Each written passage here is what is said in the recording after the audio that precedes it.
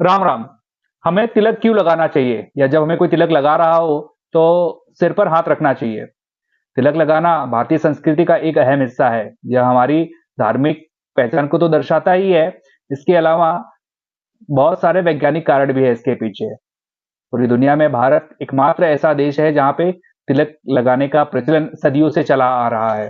कहते हैं कि मस्तिष्क के मध्य भाग में भगवान विष्णु का वास होता है और इस स्थान पर तिलक लगाया जाता है। मनोवैज्ञानिक दृष्टि से भी तिलक लगाना बहुत उपयोगी होता है, क्योंकि लोगों की नजर जो है मस्तिष्क पर आके टिकती है, जो चेहरे का केंद्र बिंदु होता है। स्थान पर तिलक लगाते हैं, विशेषकर महिलाओं पर उनके जो देखने वालों की नजर है उसको रोके रखती है। मस्तिष्क के मध्य भाग में तिलक लगाने से महिलाएं प्रायः लाल रंग का कुंकुम के बाद में उनके आशीर्वाद स्वरूप में वह माथे पर लाल कुमकुम लगाती हैं, क्योंकि लाल कुमकुम जो है वह शक्ति और स्फूर्ति का प्रतीक होता है। इससे उनके सौंदर्य में भी वृद्धि होती है। हिंदू धर्म में जो तिलक का बहुत महत्व होता है। कोई भी शुभ कार्य होता है, शादी हो, विवाह हो या कोई त्योहार होता है, तो तिलक लगा के ही प्रारंभ किया जाता है। देखते हैं कि बहुत सारे जो विदेशी मेहमान भी आते हैं, जैसे कि क्रिकेट मैच चल रहा है, जो विदेशी टीम हमारे देश में आती है, होटल में जब वह प्रवेश करते हैं तो उनका स्वागत भी तिलक लगा कर किया जाता है।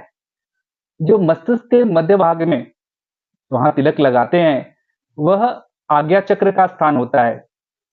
और शारीरिक दृष्टि से देखे तो जिस स्थान पर तिलक लगाते हैं वहां पे पिनेल ग्रंथि होती है, और तिलक लगाते समय अंगूठे के दबाव से वह पिनेल ग्रंथि जागृत होती है और मस्तिष्क में एक प्रकाश उदय होता है, जिसे कहते हैं कुंडली जागृत होती है। तो जब ये पिनेल ग्रंथि जागृत होती है तो वह आज्ञा चक्र को ट्रिगर करती है और आज्ञा चक्र भी जागृत होती है।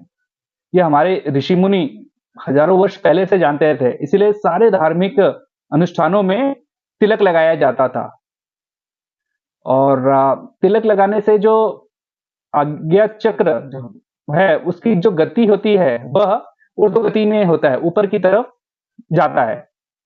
हम देखते हैं कि प्राचीन काल में जब राजा महाराजा युद्ध के लिए जाते थे, तो उनकी जो रानियां थी उनके मस्तिष्क पर तिलक लगाकर उन्हें युद्ध के लिए भेजा भेजा करती थी।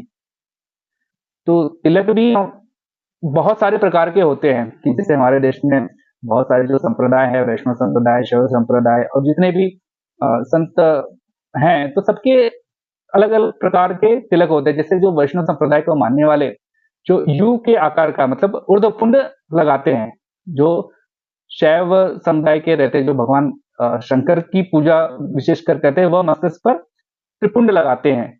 हिंदू धर्म में मतलब कहते हैं ना कि जो सूना मस्तिष्क को अशुभ मानते हैं और वह असुरक्षित माना जाता है, इसलिए हमेशा शरीर पर तिलक धारण किया जाता है। और तिलक धारण करने से जैसे मैंने बताया कि जो पिनेल ग्रंथि जो जागृत होती है और आज्ञा चक्र पे भी एक ऊर्जा निर्माण होती है, और यह ऊर्जा ऊपर की तरफ जाती है। और जो मतलब सातवां चक्र जो आज्ञा चक्र के ऊपर जो सहस्त्रार चक्र रहता है, वहां तक ये ऊर्जा अधोगति में ऊपर जाती है। इसलिए शरीर पर हाथ रखने से क्या होता है कि ये जो मस्तिष्क के अग्र भाग में ही सारी जो पॉजिटिव ऊर्जा है वह संचित होती है। इसलिए मतलब कोई भी शुभ कार्य करने से पहले या घर से जब बाहर हम जाते हैं तो हमें तिलक लगा के जाना चाहिए, जिससे जो निगेटिव शक्तियां हैं वह दूर रहती है और हमारे आसपास में एक पॉजिटिव इन्वायरमेंट बना रहता है।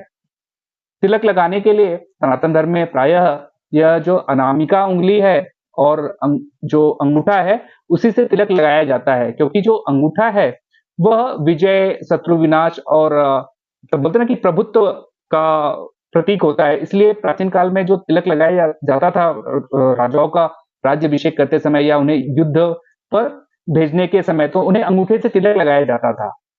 और जो अनामिका उंगली है, अनामिका उंगली यह शांति का प्रतीक होता है कि अगर हम अनामिका उंगली से हम तिलक करते हैं तो घर में बहुत शांति आती है।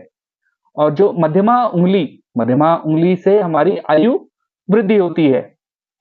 और जो तर्जनी है, तर्जनी उंगली से तिलक लगाने से कहते हैं कि मोक्ष की प्राप्ति होती है। लेकिन जो ज्योतिषाचार्य हैं उनके अनुसार हमें सिर्फ 2 ही उँगली से तिलक करना चाहिए, अनामिका से और अंगूठे से। तो आशा करता हूँ ये जानकारी आपको पसंद आई होगी। तो आप भी जो है तिलक धारण करना प्रारंभ कीजिए और अपने बच्चों को भी बचपन से ही उन्हें तिलक लगाने की आदत डालिए। धन्यवाद। जय सिया